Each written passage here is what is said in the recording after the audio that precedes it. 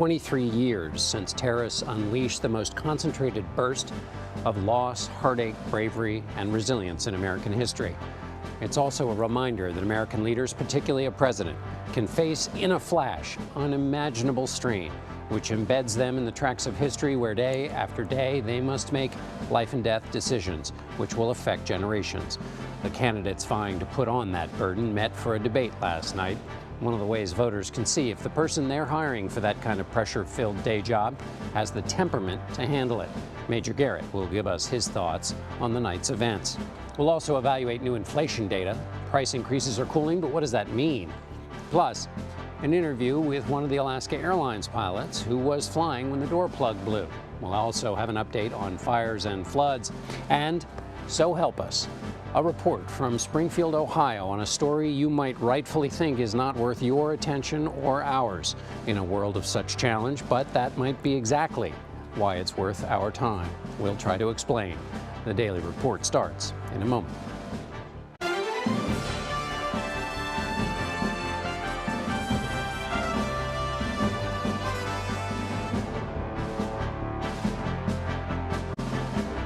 Hello, thank you for joining us. We begin our report here in New York City as Americans came together, as we do every year on this day, to remember and honor the lives lost on September 11th, 2001.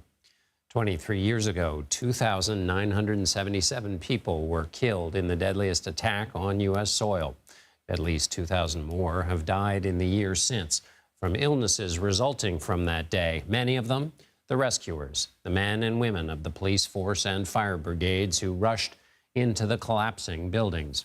Memorials were held at the three sites where the planes used in the attack crashed: the Pentagon in Washington, a field in Shanksville, Pennsylvania, and the former site of the World Trade Center in downtown Manhattan. That is where dozens of politicians gathered Wednesday morning, including former President Donald Trump and Vice President Kamala Harris, who met face-to-face for a second time in as many days. Their handshake Wednesday came with thanks and even Trump patting the vice president's hand. A more gracious tone than the night before, as the two shook hands before an hour-and-a-half-long debate filled with acrimony and arguments over policy. Understand what it would mean if Donald Trump were back in the White House with no guardrails, because certainly we know now the court won't stop him. We know J.D. Vance is not going to stop him. I probably took a bullet to the head because of the things that they say about me. They talk about democracy. I'm a threat to democracy. They're the threat to democracy. And I'd invite you to know that Donald Trump actually has no plan for you, because he is more interested in defending himself than he is in looking out for you. She doesn't have a plan. She copied Biden's plan, and it's like 4 sentences, like run, spot, run. CBS News Chief Washington correspondent Major Garrett joins me now. Major, you've had 24 hours to digest all that was said or not said during the debate. So where are you now, 24 hours later? John, you and I love this work.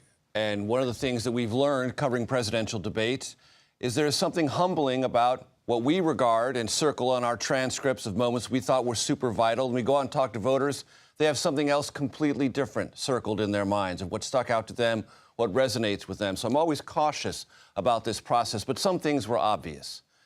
There is this fantastical story that you're going to deal with later in the show about Springfield, Ohio, and whether Haitian immigrants are eating pets. They are not, but somehow that found its way on the debate stage. It didn't need to be there, and it undermined something that Trump has a legitimate policy difference and something that voters really care about: immigration. Much of that momentum, to the degree that it existed, now lost because of this fantastical story. What I heard today from many Republicans was a sense of many lost opportunities for the former president. What I heard from Democrats was Kamala Harris did the thing that she most needed to do: keep the momentum going and keep the sense that she is not just a candidate about joy, but a genuine alternative who knows what the presidency looks like and can stand on stage with its most recent occupant that is a political opponent of hers. That was crucial for Democrats in their levels of expectations going in. They felt very satisfied that they were met, at least to their standards. As you so perfectly put it, the perspective is key in understanding how this shakes out with actual humans who are going to do the voting. But with that in mind, nevertheless, how do these performances make the campaign easier or harder for the two candidates going forward in, say, the next couple of weeks or so? So these debates are external and internal events. They're external events for the voters watching them and judging them and making decisions about them. We'll find out in a week whether or not there's a bump for either candidate about that. They're also internal events. What do they make the candidate feel like afterwards? What do they make the inner circle feel like? What do they make the volume of supporters, meaning volunteers and others, people who write checks, people who donate, and people who are part of the larger structure? Democrats last night felt very good about their larger structural momentum after the debate. Republicans less so. They felt that they were going to need at least 24 to 48 hours to sort of dig back out of this trench created by the underperformance of former President Trump. Not an impossible task. It's just one that they'd rather not have to devote time and energy to. Democrats have no such concerns. Right. Okay, so now the other big news of the evening, Taylor Swift. Now, as you and I know, endorsements don't often mean much, but Taylor Swift has galactic fame, and this comes at a distinct moment after this debate. So if it matters, well, what's your take? Does it matter? Might it matter? It might matter in this sense, and it's a very real, very practical sense, John. Earlier, in other campaign cycles, Taylor Swift has said, register to vote, because I'm asking you to. I think it's important for you to participate. And in certain places, registration numbers rose noticeably right after that appeal from Taylor Swift. Newly registered voters, John, participate on a probabilistic scale at 85% in the next most recent election. That is to say, the election that they are registering to participate in. If there's a boost in participation, it will be driven by registration, and if it's driven by Taylor Swift, that will matter. Perfect. Major Garrett from Washington. Thanks as always, Major. Sure. After rapidly strengthening over the Gulf of Mexico, Hurricane Francine has made landfall in Louisiana as a Category 2 storm. The hurricane is bearing down near New Orleans with heavy rain and winds up to 100 miles an hour. Both Louisiana and Mississippi governors have declared states of emergency in preparation for the weather system. CBS News correspondent Janet Shamlian joins us from Gulfport, Mississippi. Janet, what are you seeing? I want to give you a look, John. This thing came ashore in Louisiana, but that doesn't mean we're not getting pelted here in Gulfport, Mississippi. Angry seas, a lot of wind right now. We're awaiting the storm surge, and conditions are going to continue like this for quite a bit of time. It was a Category 1 until just about 15 or 20 minutes before it made landfall, and it came on shore as a 2. And we're now just hoping that people in this community and others like it have taken the necessary precautions, John. And so, Janet, what are the big threats? You mentioned some of them, but what are the big threats now in the coming days now that this has made landfall? Yeah. Right offshore here where people are going to want to get back in the water, strong rip tides for the next couple of days, not just here, but along the Gulf Coast. We've got an elevated tornado risk, right? The Torcon level is up there, and that's for the next 6 or 8 hours. And the water is already, it's like quicksand here on the beach. The water's, coming up quite a bit. So that's what it is, right? People hear landfall, it made landfall, and they want to get out again. But this is really the most dangerous time, John. And are folks prepared? What's been happening in advance of all of this? So Gulfport, let me tell you about Gulfport. This is where I was 19 years ago for Hurricane Katrina. They really took a hard hit here. So Mississippi and Louisiana, they're used to these storms, but I would say just in terms of being in this community the past 24 hours, they're ready. People take things seriously, but also this community has been rebuilt to a higher standard. So I think, everything's been shut down, right, except for emergency services. The businesses are closed, schools, courts, everything like that, and people are just waiting it out at this point, John. And Janet, is this a situation where what are officials saying? Are they saying get out of Dodge, or are they saying hunker down, stay inside? What's the level of volume there? For the most part, this is a hunker down situation, right? I want to show you there's a few cars on the road. I think most of them are reporters like ourselves, but we're not seeing anybody out. There are no mandatory evacuations here, but there were some in low-lying areas further west. But we know each time there are mandatory evacuations, people stay anyway. So we're not going to hear anything about that unless there's a calamity, and we'll know that tonight, overnight. The good news on this, John, is that this is a very fast-moving storm right now. It is going to be a tropical depression by tomorrow. It's going to be out of here and pushing its way north into places like Tennessee. Janet Shamlian, thank you so much, Janet.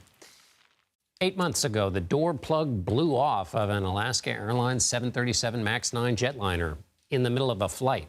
The incident sparked investigations into Boeing, the plane's manufacturer. CBS News senior transportation correspondent Chris Van Cleve spoke with one of the pilots aboard that flight. And I opened the flight deck door, and I saw calm, quiet, hundreds of eyes staring right back at me. And I looked at my flight attendants, and I said, "Are you okay?" And in that response, I heard whole, 4, 5 empty seats, and injuries. And are you thinking, when they said empty seats, that you'd lost people? Yes. Yes. She can fly a plane and tell a story. CBS News senior transportation correspondent Chris Van Cleve joins us now. Chris, this pilot did safely land that plane with all 171 passengers and 6 crew members on board. How does she react to being called a hero?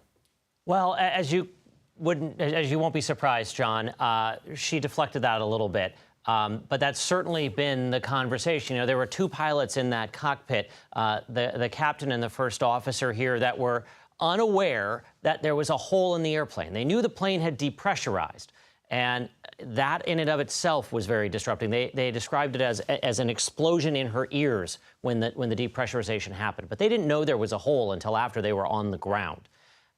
What they did know was there was a problem, and they needed to get the plane down quickly. Here's how she responded to that very question. People are going to call you and the captain heroes. How do you feel about that?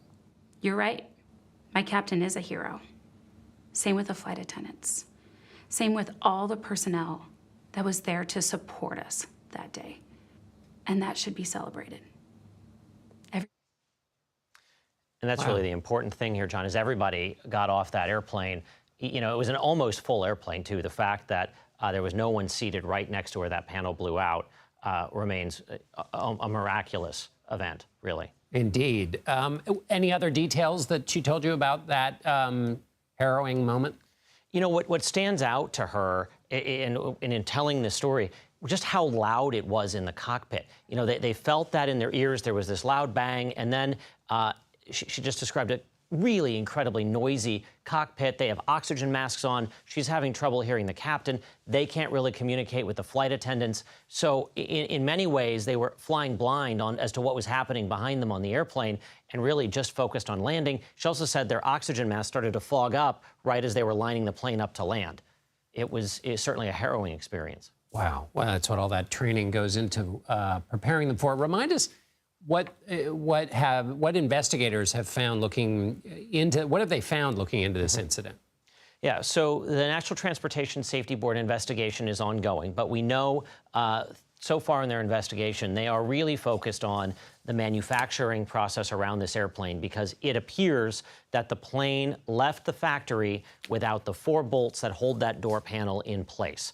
And ultimately, as the NTSB is trying to sort out exactly why that happened, it really does appear that this was a manufacturing mistake that put a nearly brand new airplane in a situation where a panel literally flew off the plane as it was climbing out of Portland on a cold January night.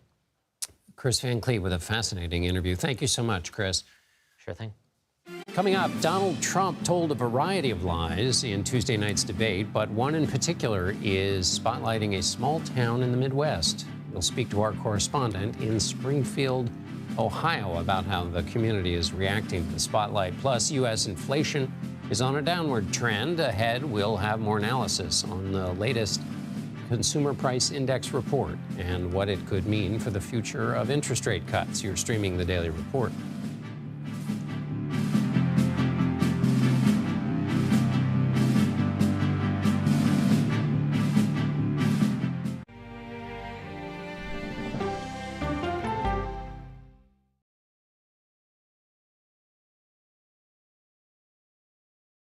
These are the stories. 1, 2, 3, go! of We the People. We're trying to generate our own hope. It's a huge deal. I'm enabling them to feel valued. Eye on America, weeknights on the CBS Evening News with Norah O'Donnell. I had progressively fallen deeper into the world of online sports betting. The risk is the rush. What do you think is driving the spike in popularity? I think it's legality. If it's legal, I'm going to use it. There are ways to bet when you are 18. We've created an epidemic of child gambling. You can't walk into a male dormitory in a college campus without sports betting happening. It's America's most neglected problem. I used sports betting as a way to escape, when in reality, I'm choosing self-destruction. Whatever I had left, it was gone. The purpose of the industry is to get you to play to extinction. And that means until all your money is gone. Go to the ends of the earth. Reach for the stars. Yeah, I just took off. That kind of thing. Oh, that's pretty good. Because there's always something new under the sun on CBS Sunday morning. America Decides is your place for fact-based, unbiased reporting. At the White House, at the Capitol, on the campaign trail. What do you say to those in your party? Any cracks in the Republican Party? Our reporters and our anchors travel the country talking to voters like you about the issues that matter most. Immigration is really a factor right now that are going to be driving your decisions. What would you say to those who say, look, that's just democracy at work? Listening to you and bringing your voice into our coverage. I want a strong, proud America. Is democracy on the ballot in 2024? Let us help you decide. America Decides. Stream our expanded one-hour program Monday through Thursday at 5 p.m. Eastern. Exclusively on CBS News 24/7, the streaming home of CBS News. People with developmental disabilities were once sequestered by the hundreds of thousands in institutions. Many of our fellow citizens are suffering tremendously because lack of attention, lack of imagination, lack of adequate manpower. Disability activists have since torn down barriers blocking them from living at home or in the community. We conclude that Title II of the ADA requires states to provide community-based treatment for persons with mental disabilities. But of the 16,000 people who remain in state-operated institutions, half are in 5 states, and Illinois is one of them. I don't want to live in the institution. It makes me feel discriminated against. Do you think there are people living in institutions in Illinois that don't need to be living there? Yeah, because they're proving it as soon as they get out.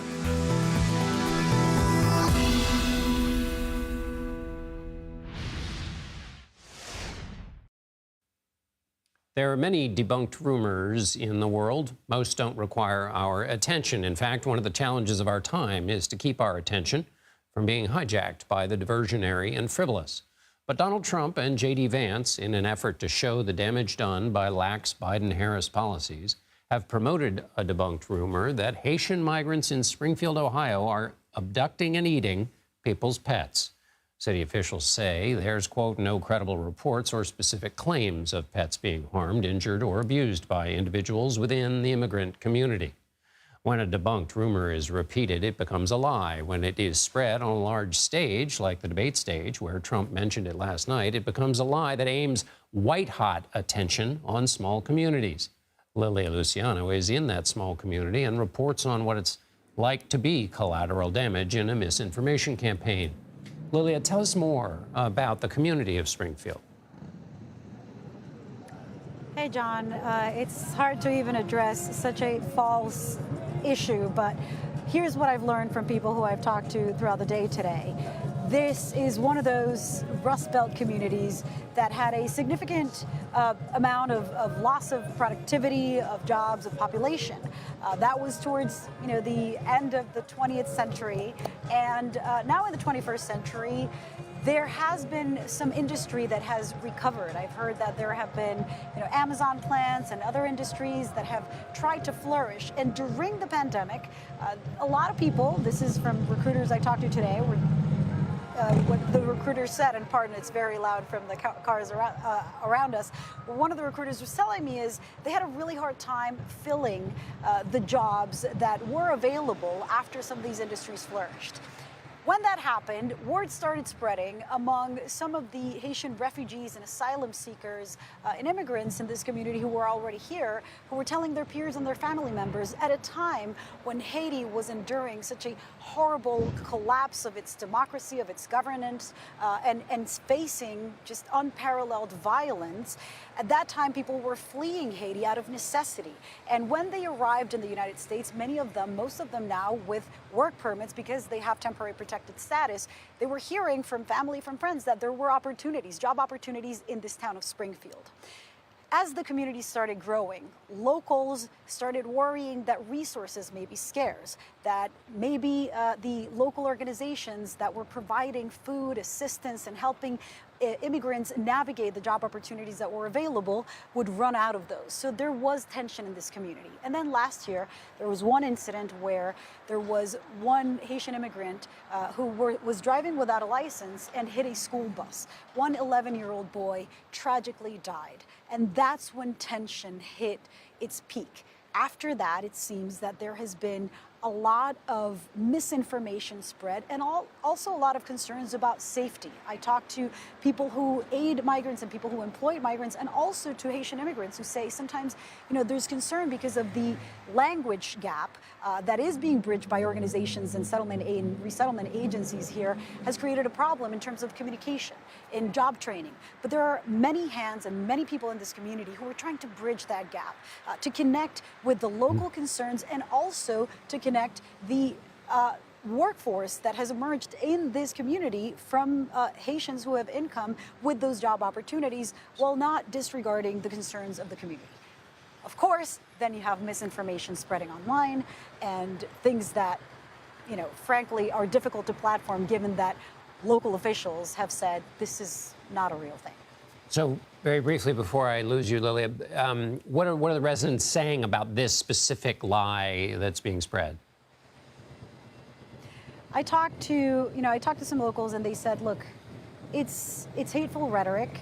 I talked to a business owner who is a real estate broker now, used to be a civil engineer in Haiti, and he said, look, that's not going to break us. We're hardworking. We're trying to help this community flourish. We, work multiple jobs, even multiple careers. And I understand that this is the kind of thing that's being said in campaigns, and it'll pass. And we'll not let it divide the community further. Lilia Luciano in Springfield, Ohio. Thank you so much. Thank you.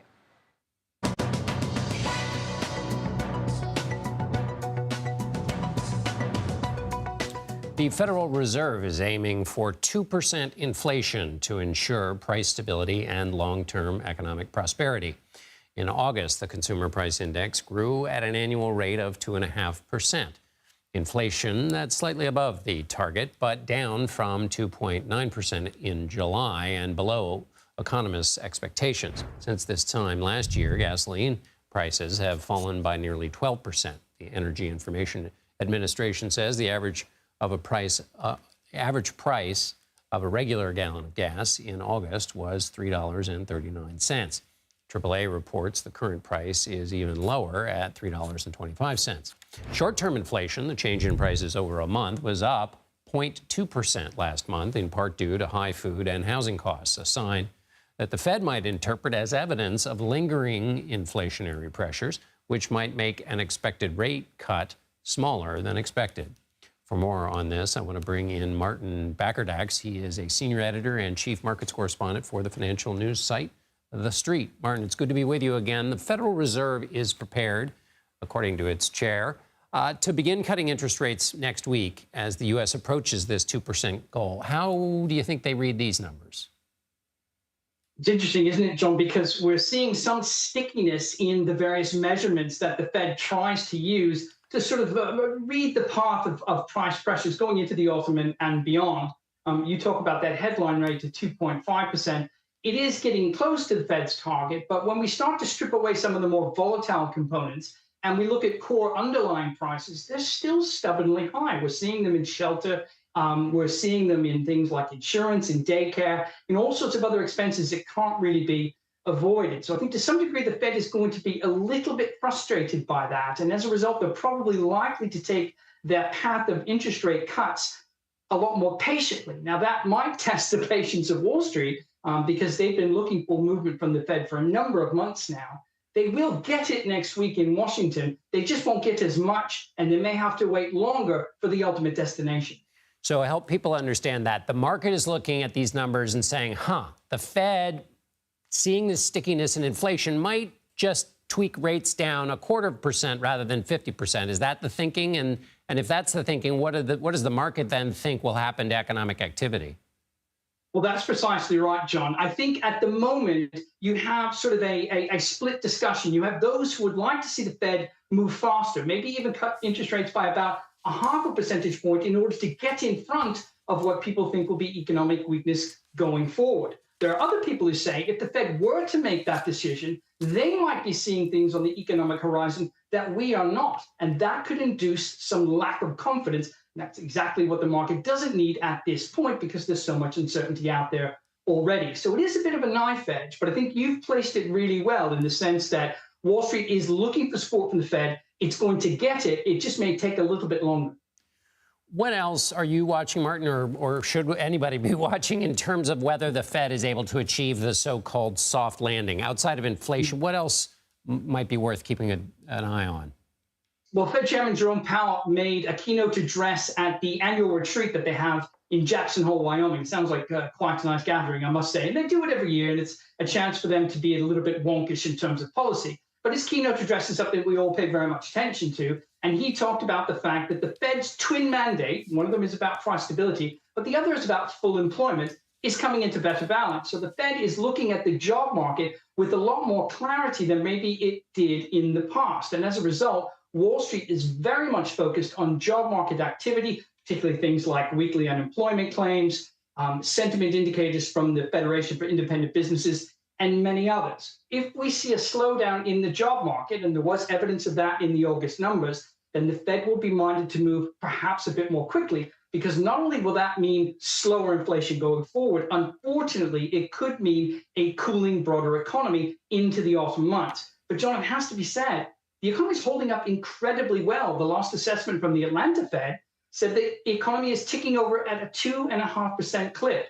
That is really firm growth heading into the autumn, much higher than people would have imagined, and nowhere near recessionary territory at this point. Right, and a long way off from the dire days post-pandemic when there was recession talk all over the place. Martin Bakkerdax with The Street. Thank you so much, Martin. Thank you, John. Secretary of State Antony Blinken is announcing new assistance for Ukraine. Coming up, Blinken's message for the Ukrainian people as he and his British counterpart arrive in Kyiv. You're streaming The Daily Report.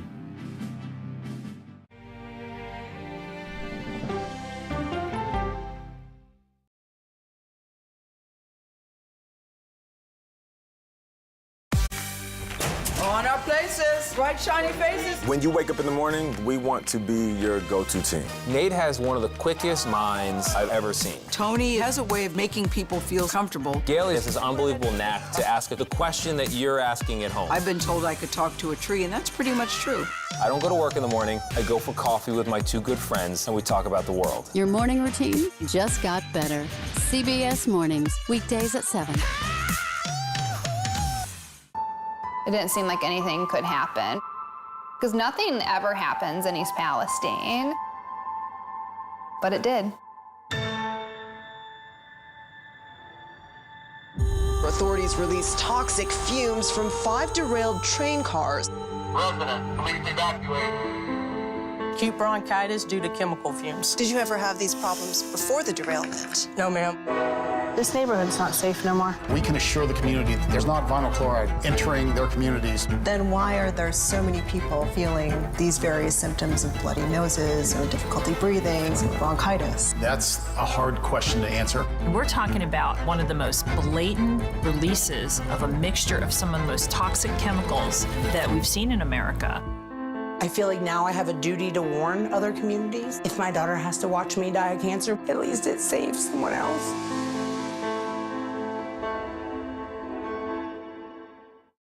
This case. It's like a screenplay, something straight out of Hollywood. But it's not fiction. It's 48 hours. Human remains found this week. 4 families shattered There's no physical evidence. The mystery would haunt investigators for years. There's some questions that have to be asked and need to be answered. Like a John Grisham novel. A gripping true crime original. 48 Hours, now streaming on the free CBS News app. Stories that inform. You can be really old at 60, and you can be really young at 85. Inspire. How do we unlock the power within ourselves to be who we want to be? And brighten your day. The best part of fame is making people feel good. Always send the people home happy. Make every day a little more like Sunday morning. Here comes the sun. Stream now on the free CBS News app. Hello, everyone, and welcome to our Dragon capsule here in space. Sightseers in space, the thrill of a lifetime. Seeing the Earth from space, it was so exhilarating. But the risks that come with the territory. There have been 4 fatal accidents. That's a 1% fatal accident rate. Might make you look before you launch. If you had 1 out of 100 airplanes falling out of the sky, we'd have a public crisis. Space tourism, now streaming on the free CBS News app. Welcome back to the Daily Report. I'm John Dickerson. Here are some additions to our top stories. Francine is slamming into parts of Louisiana after making landfall as a Category 2 hurricane on Wednesday evening. The Mississippi coastline is also at risk of dangerous storm surges. The National Hurricane Center predicts Francine will weaken quickly once it moves inland. The latest Consumer Price Index data shows inflation dropped to a 3-year low in August. Prices rose 2.5% year over year, down from 2.9% in July. Wednesday's report comes as the Federal Reserve is likely preparing to cut interest rates next week. Tuesday's debate between Vice President Harris and President Trump is currently set to be the only one between the two. However, the Harris campaign is calling for another matchup in October. Trump says he's less inclined to debate Harris a second time. Americans across the country have had mixed reactions to Tuesday night's presidential debate. Nicole Killian had the opportunity to watch the debate with some voters in the battleground state of Pennsylvania. Here is some of their reactions. Tell me who you believe won this debate tonight. We'll start with you, Bridget. Definitely Kamala Harris. I would say Kamala Harris. Donald Trump. Trump. Kamala Harris. How would you compare this debate to the last debate with President Biden? Both candidates were present. Last debate, Trump was present, Biden wasn't. What were your first impressions? Well, what I said at the outset, one of the things I was really looking for, I was hopeful that we would get the truth from both sides. I was so sorely disappointed. I was seeing how Kamala Harris was trying to do what Biden did in 2020 and try and play herself as a moderate. But I see through that facade. She's not a moderate. She's a progressive. You know, let's talk about some of the issues that were raised this evening, starting with the economy. They did not discuss the economy enough for me. Right now, I know a lot of families are living paycheck to paycheck, which I think is so unfortunate. I do think that either plan by either candidate, I just want to see the economy get better. What about the exchange on reproductive rights? How did you feel about that? Trump has been going over the top, talking about how they're aborting babies at 9 months or having the baby born and then executed. I might be a little too far construed, but at the end of the day, I believe that the choice should be available. I agree 100%. I think that Kamala stood her ground on her position. I think that she's always been more pro-choice. I want to get back to immigration. I know you raised that as a key issue. Do you feel that the former president and the vice president, for that matter, did enough to address the issue overall? Were your questions answered?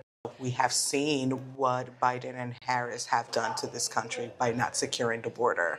I've seen it firsthand. So I agree with that. I mean, the border should be tightly controlled and monitored. I agree that we need strong border controls. I don't believe that we can deport everybody in the country. But did it surprise any of you that this conspiracy theory about Haitian migrants and cats came up during this part of the debate, and what was your reaction to that? Yes, even Donald Trump, I did not think was going to go there. How could he possibly bring that up? It's just beyond belief. When he mentioned that, I was initially had that same reaction. I was like, what was he doing? What do you make of the fact that the former president, 4 years later, still does not accept the results of the 2020 election? If he loses this election, he will not concede this election. And more people sign on with this, and it just fragments the country more and more and more. Did this debate change your mind in any way? Kind of did make me sway a little bit toward Kamala Harris. Quick show of hands, how many of you feel that there should be another debate? All of you.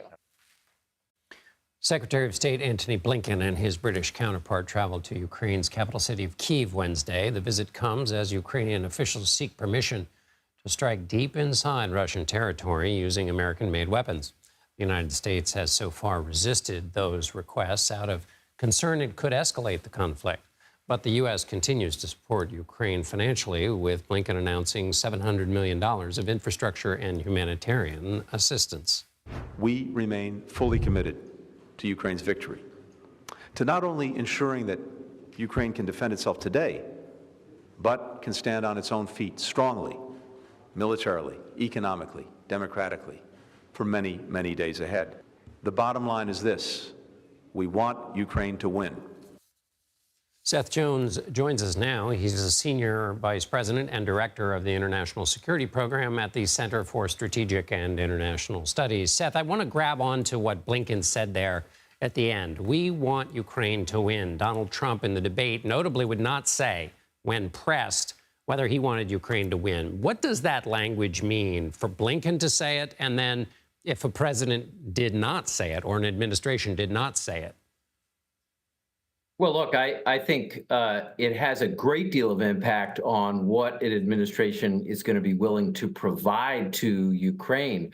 For Blinken to say that he wants Ukraine to win means that he will continue with peace negotiations and until any kind of a ceasefire or settlement is established to provide weapons to Ukraine. That's unclear with the Trump administration. If he were to come into office, he talks about a peace settlement, but that's going to be very difficult to do. The two sides are really far apart right now. On this question of whether the U.S. should allow Ukraine to strike deeper inside Russia with U.S. munitions, what's the thinking on the U.S. point there, and might the U.S. find a way to accommodate the needs of the Ukrainian officials? Well, I think there's no doubt at this point that that U.S. officials should come around to the Ukrainian request and to use not just U.S., but also British and other European weapons for strikes into Russian territory for several reasons. One is that they're actually helpful in degrading Russia's capability to wage war. Russia has moved a lot of its logistics outside of the range of a number of weapon systems, but ATACMS, for example, can hit them. A second is the Russians are using Iranian, Chinese, and North Korean weapons in Ukraine. So we've already passed that Rubicon. And then the third issue, just briefly, is at every stage of this war, there's been concern about escalation. What are the Russians going to do if we take these kinds of steps? And I think it's clear that that Putin has called our bluff every time. He's not going to escalate. He can't really escalate at this point. So I think the concerns and risks are actually relatively low. Help me understand that. Why can't? I'm always fascinated. What restrains him? Why can't he escalate? Well, I think at this point, as we saw after Ukrainian forces took areas of Kursk Oblast, and they still hold a number of areas in Russian territory, the Russian response was in part to conduct a range of cruise missile, ballistic missile, and drone attacks across Ukraine in multiple oblasts, multiple areas of Ukraine. Well, they've been doing that since the war began. The Russians have done basically everything within their means, except for using nuclear weapons in Ukraine. So, I mean, I think they've gone up to the top of that escalatory ladder, in my view. And finally, Seth, during the presidential debate, as you mentioned, Donald Trump says that he could have a deal right away. In reality, what is this nature or state of kind of peace negotiations? I mean, they don't really exist, do they? But give us a sense of where things stand on the willingness to even have peace talks.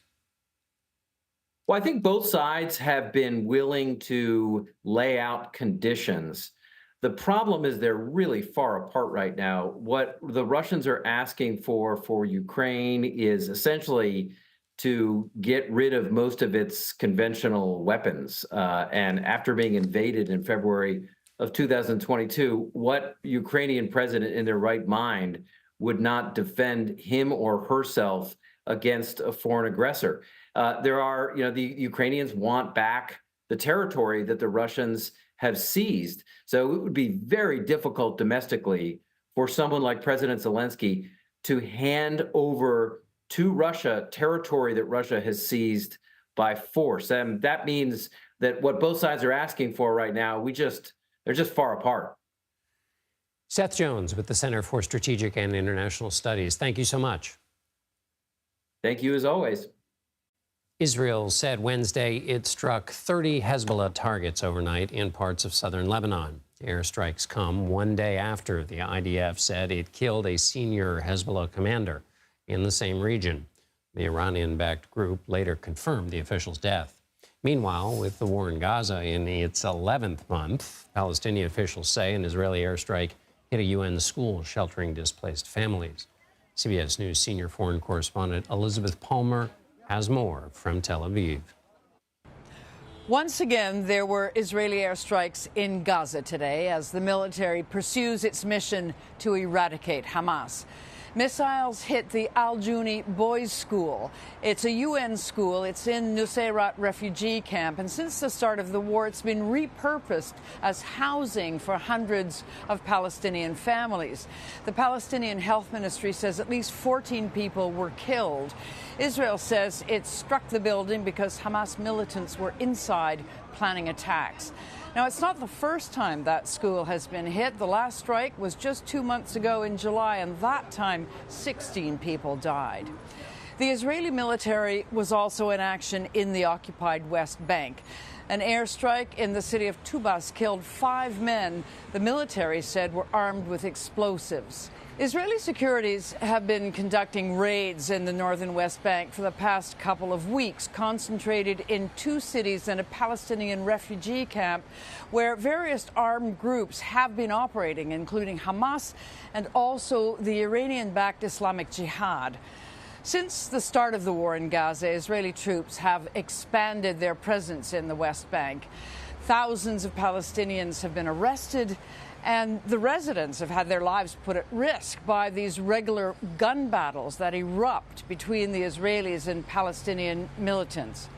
It was in the West Bank, John, that American activist Ayla Agi was killed by an Israeli bullet just last Friday.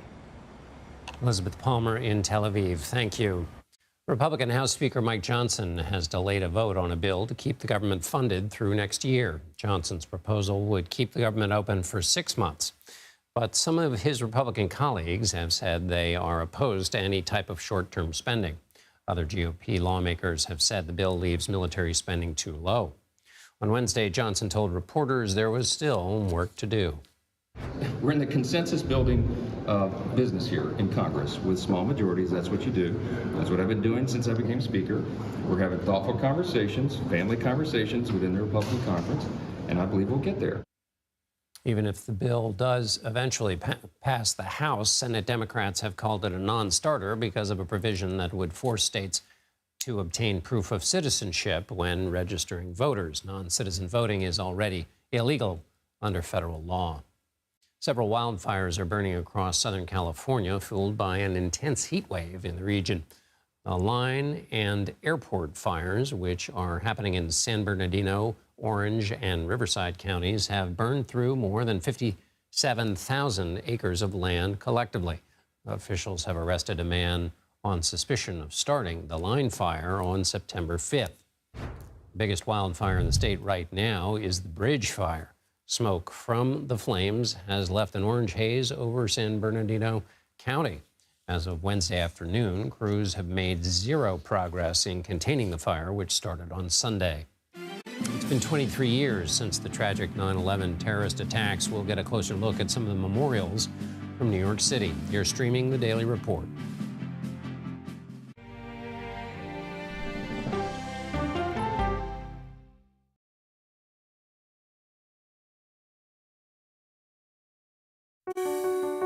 Washington is the seat of power. National security, foreign policy, global economics, every story comes through Washington in some way. We bring some of the most powerful voices in America to the table. We don't just ask the questions, you have to go deeper. We try to understand what's at the heart of the issue we're talking about, to then come forward with solutions. Face the Nation on CBS.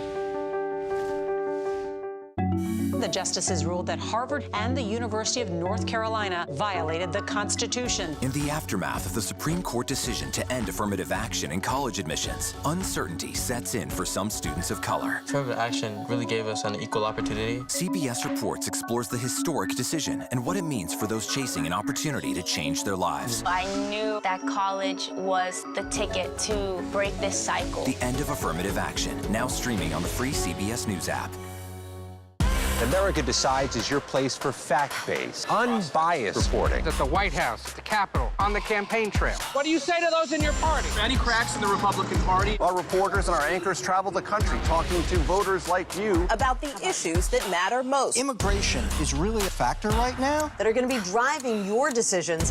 What would you say to those who say, look, that's just democracy at work? Listening to you and bringing your voice into our coverage. I want a strong, proud America. Is democracy on the ballot in 2024? Let us help you decide. America Decides on CBS News 24/7. Stream our expanded one-hour program Monday through Thursday at 5 p.m. Eastern. An original documentary from CBS Reports. AI is among the most world-changing technologies ever. Curing diseases, scientific breakthroughs, making lives better. They can help us with medical discoveries, scientific discoveries, doing better agriculture, having cures for things like Alzheimer's. It's also going to really transform the way we work. The uplifting potential of artificial intelligence is limitless. It gives you a friend, somebody to chat with 24/7 that is non-judgmental. He makes me feel loved and desired. And so are its downfalls. The problem with all this AI is that it's unpredictable and uncontrollable. The choices we make now will have lasting effects for decades, maybe even centuries. The ChatGPT revolution, now streaming on the free CBS News app. We are about to see American weapons in the hands of Mexican cartels. A gun pipeline to Mexico. We are arming the cartels. 100%, no doubt about it. Happening right under our noses. Who's doing something about this? Nobody. A CBS Reports exclusive. Most Americans have no idea that we are effectively arming the enemy next door. This is the story the American people need to know. Arming cartels, now streaming on the free CBS News app. 23 years ago, the nation was forever changed when terrorists carried out attacks on September 11, 2001. President Biden and Vice President Kamala Harris, as well as former President Donald Trump and Senator J.D. Vance, were in New York City to remember the victims killed at the World Trade Center in Manhattan. Harris and Trump, for a moment, put their differences aside and shook hands, less than 24 hours after their contentious presidential debate. Several memorial services were held across the country to honor the nearly 3,000 lives that were lost that day. CBS News New York anchor and reporter Alice Gaynor has more. John, this morning, weather-wise, it was a nice morning, much like it started off 23 years ago. It was a time to reflect, remember, and in some cases, an opportunity to speak directly to elected leaders. Oh, say, can you see? For many, September 11th, 2001 doesn't feel that long ago. 23 years is like 23 seconds. It's been more than 2 decades of missed birthdays, grandchildren, and other milestones. People always tell me we share the same smile and happy energy. I wish I could have met you, and I hope you're all making you proud. My father, FDNY Battalion Chief Oreo Joseph Palmer, A month from today, I'm getting married, and I'll be saving a seat for you and for Mom. The reading of the names, an essential remembrance. Giovanna Galetta Gambale. If I come here and I speak his name out loud and you hear his name, he will never, never disappear. My mother, Imelda H. Perry. My mother was a beacon of kindness, wisdom, elegance, and grace. My father, Lieutenant Kenneth John Phillips here. Dad, we miss you. Some names that now live on through others. Tito, you're the man who I am honored to get my name from. It's also a time to recall the bravery and sacrifice. Firefighter Steve Belson from Rockaway Beach, Queens. Steve was known as Mr. Ladder 24. He was last heard from on the 44th floor while climbing up the South Tower. For others, it was a chance to address elected leaders to call for justice following the now revoked plea deal military prosecutors had reached with the 9/11 alleged mastermind and 2 other defendants. It is outrageous that our government would ever entertain the thought of granting the terrorists a plea deal. Which one of you will have the courage to be our hero? For Kate Levy, the memorial brings comfort. She was 10 years old on 9/11 when her father, Joseph, an FDNY lieutenant, was killed. Levy is one of the founders of Visionary Network, educating young people about the terrorist attack. And also for me, I had to tell the story of 9/12, of what came out of 9/11. What does resiliency looks like? What does it mean? How we all came together. Truly making sure we never forget. God bless America and God bless New York City. Levy was a teacher and is a mental health counselor. She says it was important to her to follow her father's legacy of helping. For her, she says that's helping other children who have lost a parent, first responders, and military families. John? Alice Gaynor, thank you. We're going to take a quick break. More news ahead. You're streaming CBS News 24/7.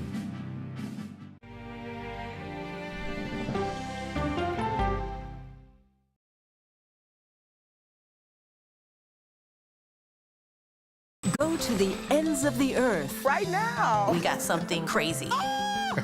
And reach for the stars. Here we are. Time. Yes, it's my comeback.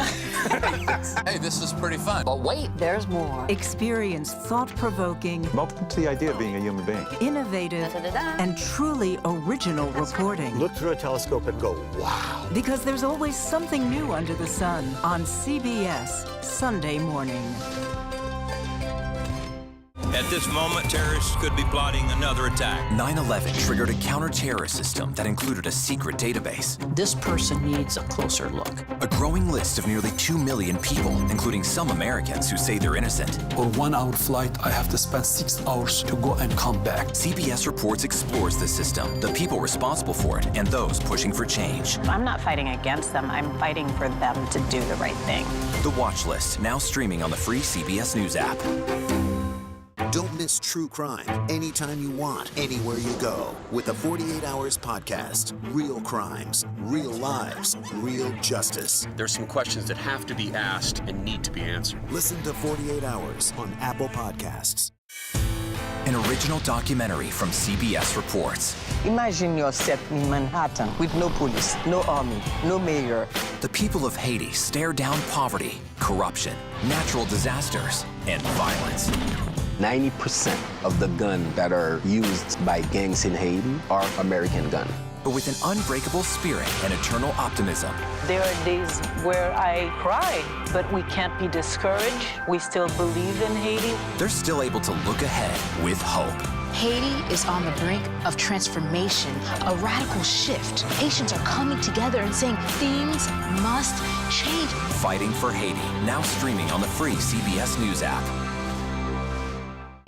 Hey there, welcome to The Uplift. I thought she was a groom, and I stepped back and I went, oh, you're the queen.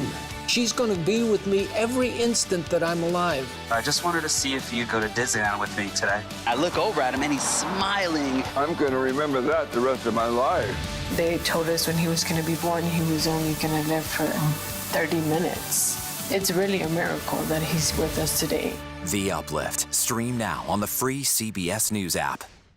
When you wake up in the morning, we want to be your go-to team. On our places, bright, shiny faces. I don't go to work in the morning. I go for coffee with my 2 good friends, and we talk about the world. Your morning routine just got better. CBS Mornings. A CBS News investigation. People looking for love, finding their life savings gone. This could happen to anybody. And sometimes losing their lives. Anything for love. Now streaming on the free CBS News app. New data from the U.S. Census released Tuesday shows that the gap in pay between men and women has grown for the first time in 20 years, even though both men and women have seen their incomes increase steadily. The men's median earnings rose 3% to about $67,000 in 2023. That's compared to a 1.5% increase to $55,000 for women. Census officials say this is because more Hispanic and younger women who tend to earn less have entered the workforce. A majority of these female workers often take lower paying jobs because those are the ones that are able to accommodate child care needs. Having $1 million in investable assets might make you a millionaire, but it does not make you feel wealthy. Most millionaires, that's what they say, according to a survey from the financial firm Northwestern Mutual. 2/3 of American millionaires don't consider themselves wealthy. Here's a look at some of the stories we're covering in our next hour. The country has now had a full day to contemplate Tuesday's presidential debate. We'll discuss the big moments and what comes next with Election Day fast approaching. And we hear from one of the pilots inside the cockpit of the Alaska Airlines plane that lost a door mid-flight. You're streaming CBS News.